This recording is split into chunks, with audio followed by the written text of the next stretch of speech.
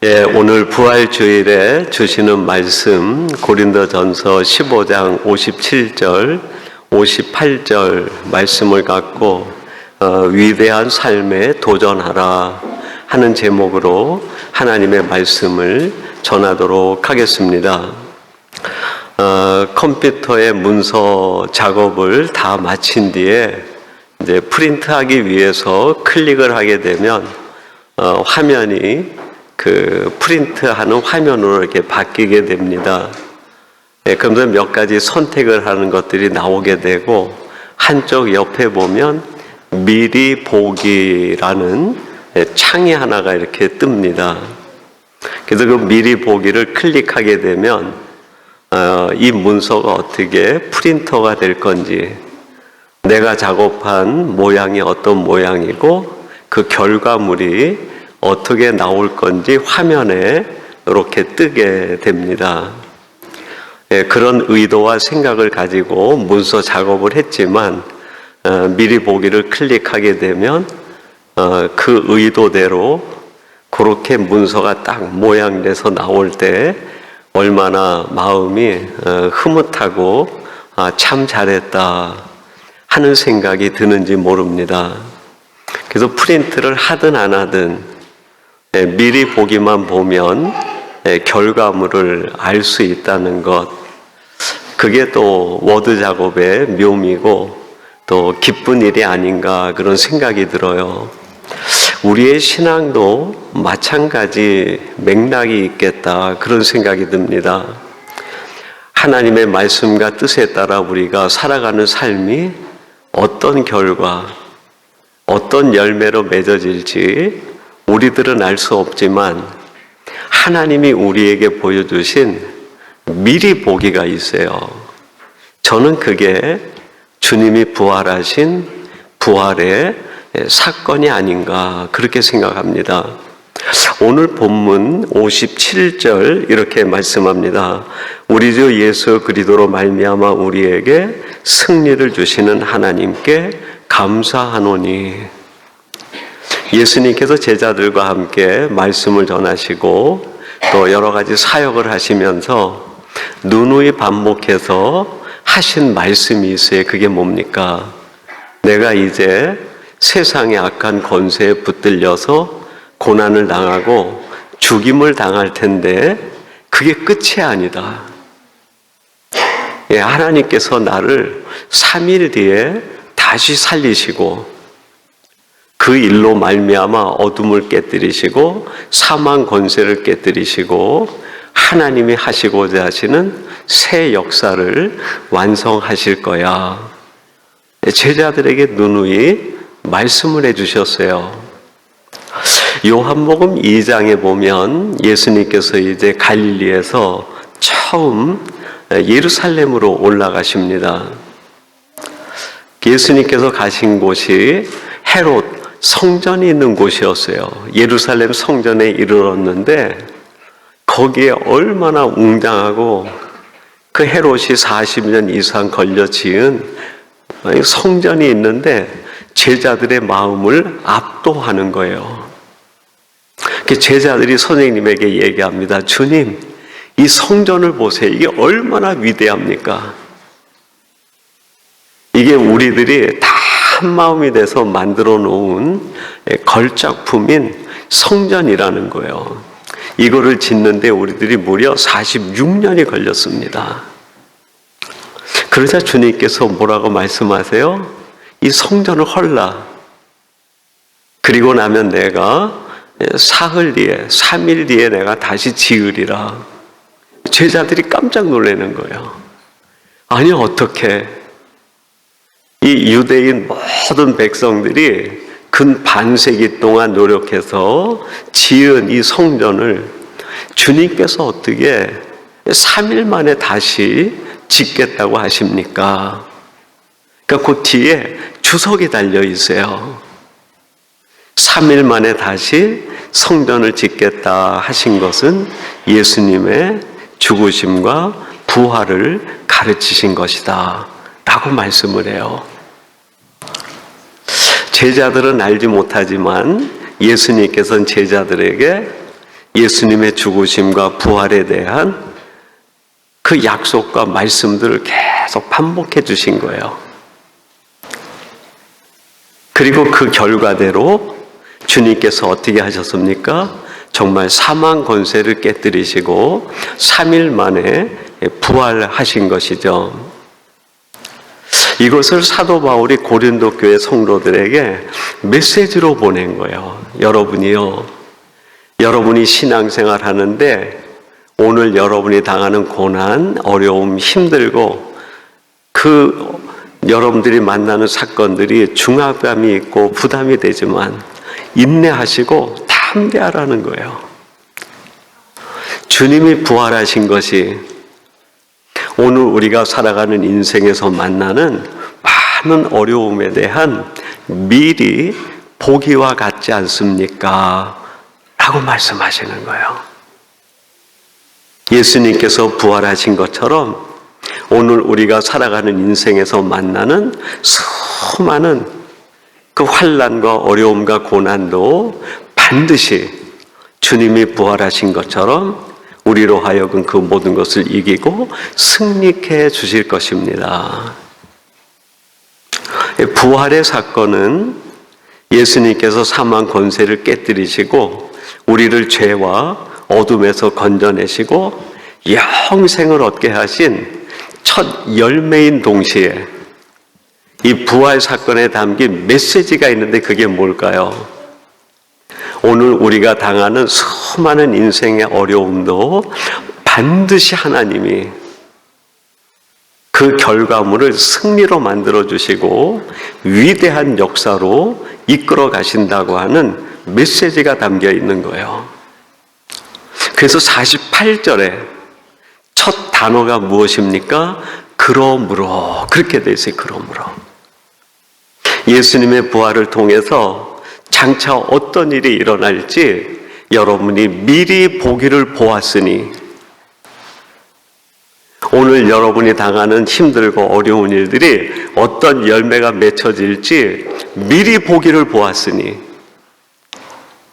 우리가 살아가는 수고와 노력과 애씀이 하나님 나라에서 어떤 열매, 어떤 축복으로 다가올지를 여러분이 미리 보았으니 그러므로 그런 맥락으로 58절이 이어집니다. 그리고 본문 말씀에는 세 가지를 강조하고 있어요. 58절 계속 보니까 이렇게 말씀합니다. 내 사랑하는 형제들아 견실하며 흔들리지 말고.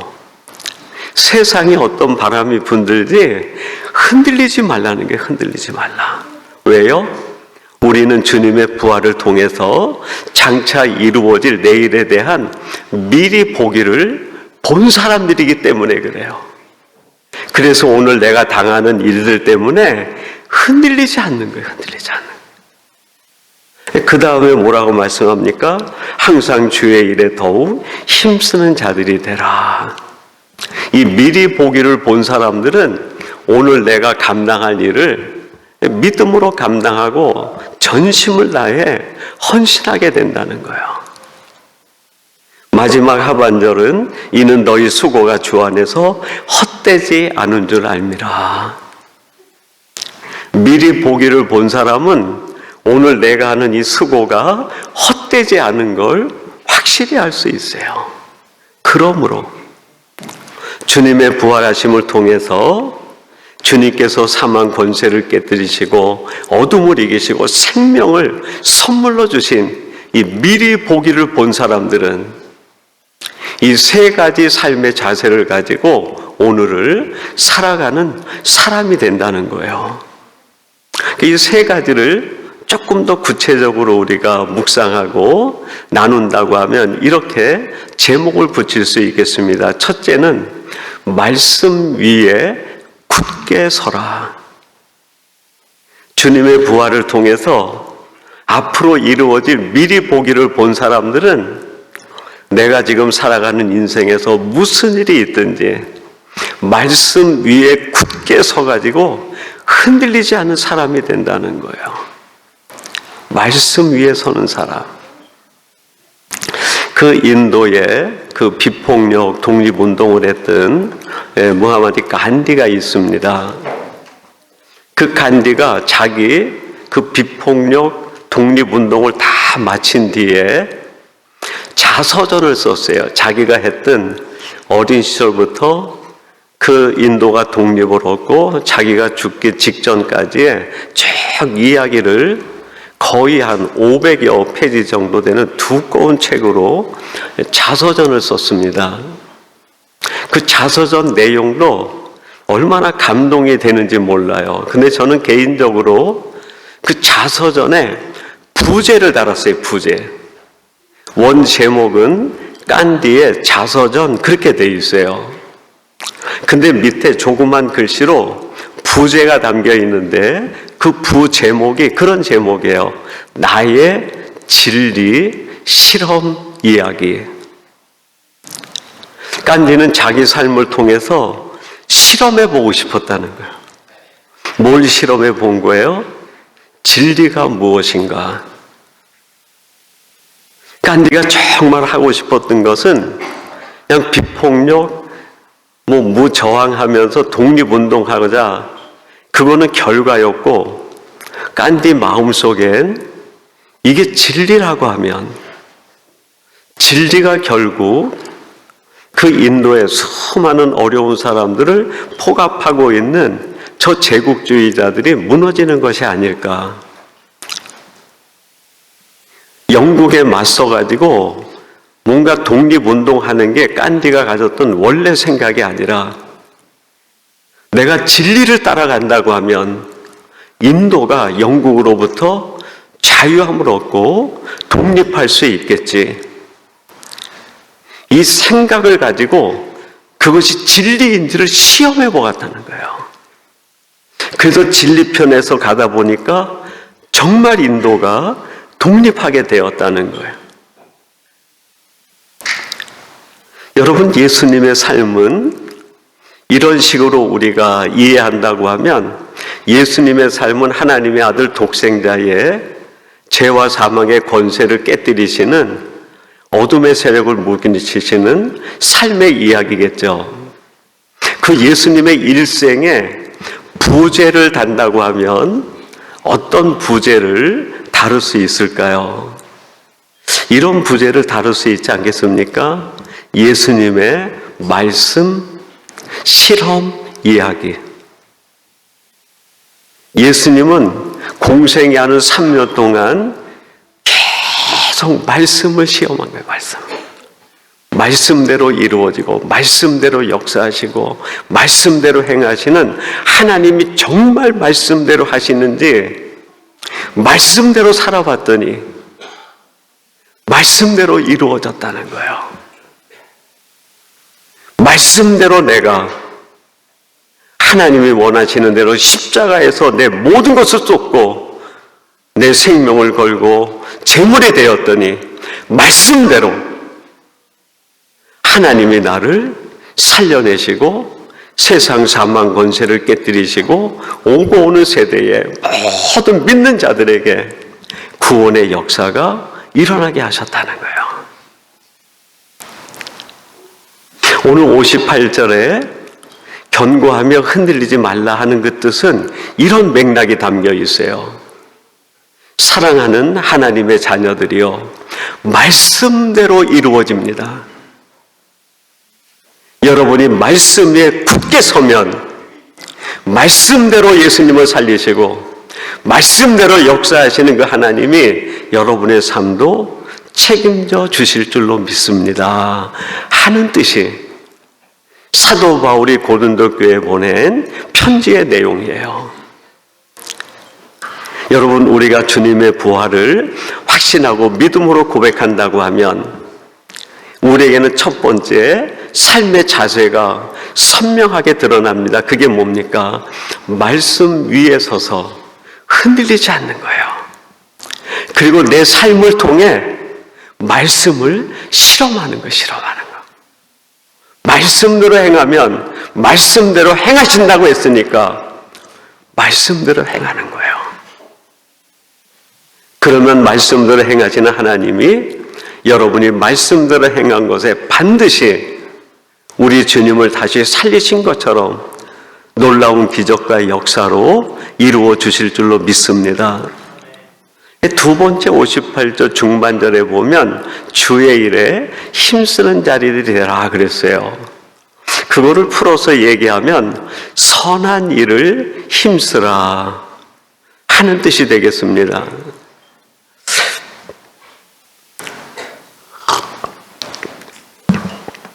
그 누가복음 10장에 보면 선한 사마리아 사람의 비유가 나오기고 그 예수님께서 마지막에 이제 사람들에게 묻습니다. 제사장과 레위인과 사마리아 사람 중에 누가 이 강도 만난 자의 이웃이 되겠느냐? 누가 가장 선한 사람이겠느냐? 그랬더니 무리들이 대답을 해요. 그 강도 만난 자에게 도움을 베풀어 준 사마리아 사람입니다. 그랬더니 누가복음 10장 37절에서 주님이 뭐라고 말씀합니까? 가서 너도 이와 같이 하라. 가서 너도 이와 같이 하라. 선한 사마리아 사람처럼 너도 기회가 있을 때 선한 일에 힘쓰라는 거예요. 선한 일에 힘쓰라는 거예요. 우리가 즐겨 부르고 또 애창하는 CCM 가운데 보네포 목사님이 시로 작시한 걸로 알려진 선한 능력으로라는 찬양이 있습니다. 얼마나 감동적인 찬양인지 모릅니다. 이 찬양시는 보네포 목사님이 1944년 12월 9일에 이제 그 자신이 새해를 맞이하게 되는데 점점 자기에게 몰려오는 상황과 환경이 어려워지는 것을 알게 됩니다. 이미 자신의 형수와 함께 보네포가 수감되어 있는 감옥에 같이 수감이 되어 있는 거예요. 자기로 인해서 자기 형과 형수도 언제 사형을 당할지 모르는 정말 마음의 아픔이 있었어요. 또 보네포 목사님에게는 쌍둥이 여동생이 있었습니다. 그 쌍둥이 여동생은 유대인의 남편이었는데 독일에 있지 못하고 다른 나라로 망명을 떠난 뒤에요. 보네포 목사님에게는 약혼자가 있었습니다. 근데 감옥에서 면회를 시켜주지 않고 편지로만 주고받게 하는 거예요. 그래서 1944년 그 연말쯤에 내가 해를 넘기지 못할 수도 있겠다 이런 두려움에 시를 하나 쓰게 돼요. 그 시 제목이 1945년 새해에라는 제목의 시입니다. 내가 새해를 보지도 못할 수도 있겠다. 그런 생각에서 시를 써가지고 그 시를 편지 대신에 자기 약혼자에게 보낸 거예요. 그 편지 시 내용이 가족들에게 계속 읽히다가 나중에 독일의 교회 음악가인 지그프리트 피츠라는 사람이 그 가사말을 보고 곡을 붙여서 우리가 아는 선한 능력으로라는 찬양으로 사람들에게 소개가 되기 시작을 했어요. 보네포 목사님은 자신이 감옥에서 1945년 새해를 맞이하지 못할 수도 있겠다. 그런 생명의 위협과 온갖 상황의 어려움이 계속 목사님을 둘러싼 거예요. 그 속에서도 그의 마음속엔 한 가지 주님께 드리는 마음이 있었어요. 내가 선한 일에 힘쓰면 하나님께서는 이 독일의 흐름을 바꿔주시고 하나님이 하시고자 하시는 역사를 이루시지 않겠나. 지금은 내가 이 감옥에서 아무 힘도 없고 죽음을 기다리고 있는 하나의 감옥에 갇힌 사람일 뿐이지만 내가 하나님이 원하시는 선한 일을 붙들면 반드시 하나님은 그 일에 열매를 주시겠다. 그 고백으로 시를 써내려간 거예요. 후렴구에 반복되는 식기가 나옵니다. 선한 능력으로 일어서리 주만 의지하리 믿음으로 우리 고대 안에 주 오실 그날 영광의 새날을 맞이하리. 지금은 내가 감옥에서 아무것도 할 수 없는 힘없는 사람이지만 주님께서 하시겠다는 약속을 믿고 선한 마음을 붙들고 나가면 결국 하나님께서는 이 독일에 위대한 역사를 이루실 것이라고 확신 속에 나간 거예요. 보네포 목사님은 해를 넘겨서 1945년 4월 9일에 결국 사형을 당하게 됩니다. 독일이 히틀러가 항복하기 한 달 전의 일이에요. 그 뒤 한 달 뒤에 독일 전체에 히틀러가 항복을 하게 되고 모든 지하에 있던 사람들이 다 세상으로 올라오는 밝은 세상이 만들어지게 된 겁니다. 여러분, 내가 지금 어떤 환경, 나를 둘러싸고 있는 위협이 어떤 것이든지 그 속에서 우리가 하나님이 하실 걸 믿고 선한 일을 힘쓰면 하나님은 반드시 그 선한 일에 열매를 주시는 분이신 줄로 믿습니다. 마지막 세 번째는 마지막 하반절에 이렇게 말씀합니다. 너희 수고가 주 안에서 헛되지 않은 줄 알미라. 너희 수고가 헛되지 않는다는 거예요. 사도 바울이 고린도 교회에 번하는 이 겉면의 말씀으로 재해석하면 어떤 의미가 되겠습니까? 여러분이 하는 사랑의 수고는 헛되지 않습니다. 끝까지 사랑의 수고를 다 하라는 거예요.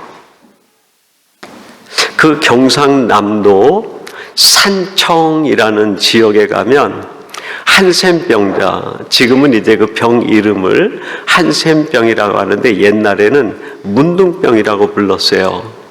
그 한센병자들이 모여있는 성심원이 있습니다. 근데 그 성심원의 원장으로 50년 동안 재직한 신부님이 계세요. 근데 그 신부님은 한국 사람이 아닙니다. 스페인 사람인데 그분이 24살에 그 수도원으로 들어가서 일정의 수도 과정을 마친 뒤에 신부가 돼가지고 그 당시 6.25 동란 이후에 가장 어려움에 있던 한국으로 오시게 돼요. 한국에 와서 내가 어떤 일을 할까 생각하다가 한국에서 가장 힘든 사람이 누군가? 그거를 동료 신부들과 또 선배 신부님들에게 물으니까 거기에는 사람들에게 외면당한 한센병자들이 있다는 거예요. 그래서 그곳을 찾아서 경상남도 산청에 가가지고 성심원에서 그 모든 일을 맡아서 하기 시작을 합니다. 무려 50년 이상을 지금도 섬기고 계세요. 그분이 한 인터뷰에 나와서 그런 얘기를 해요. 사람들은 한센병 걸린 사람들을 가장 불행하다라고 얘기합니다. 근데 자신이 그 사람들과 함께 있다 보니까 병 걸린 게 불행한 게 아니라 사랑할 줄 모르는 게 불행한 것이다 하는 걸 알게 됐다는 거예요. 그리고 자신이 한센병자와 함께 사랑의 수고를 하는데 그 사랑의 수고는 반드시 열매로 돌아온다라는 거예요. 반드시 열매로 돌아온다. 인터뷰를 끝내면서 마지막에 그런 당부를 해요. 우리가 할 수 있는 최고의 가치는 사랑의 수고입니다. 사랑의 수고는 반드시 하나님이 열매를 다 채워주신다는 거예요. 오늘 저희는 부활의 주님을 마음에 모시고 또 감동으로 되새기면서 부활 신앙이 내 크리스찬의 삶과 어떤 관계가 있는가, 그 부분에 대해서 묵상하면서 사도 바울이 고린도교 성도들에게 하나님이 여러분에게 부활의 승리를 미리 보여주셔서 미리 보기를 했으니 앞으로 우리의 인생도 하나님이 어떻게 행하실지 미리 보기를 본 사람과 같으니 그러므로 여러분은 말씀 위에 굳게 설 뿐 아니라 여러분이 할 수 있는 선한 일에 힘쓰시고 사랑의 수고를 다하게 되면 하나님이 반드시 거기에 열매를 주실 겁니다. 말씀하고 계세요. 여러분, 이제 우리가 부활하신 주님을 통해서 앞으로 이루어질 세상에 미리 보기를 보았으니 이제 우리도 말씀 위에 굳게 서고 선한 일에 힘쓰며 사랑의 수고를 다하는 저희 모두가 되기를 주님의 이름으로 축원합니다. 우리 같이 기도하겠습니다. 하나님 아버지, 감사합니다. 하나님의 크신 은혜와 사랑 가운데 오늘도 주시는 말씀을 통해 부활하신 주님을 통해 앞으로 이루어질 일에 대한 미리를 보기를 보았으니 그러므로 사도 바울이 가르치고 권면하는 것처럼 우리들이 말씀 위에 굳게 서며 선한 일에 힘쓰며 사랑의 수고를 다하는 저희들 되게 해 주옵소서. 예수님의 이름으로 기도하옵나이다. 아멘.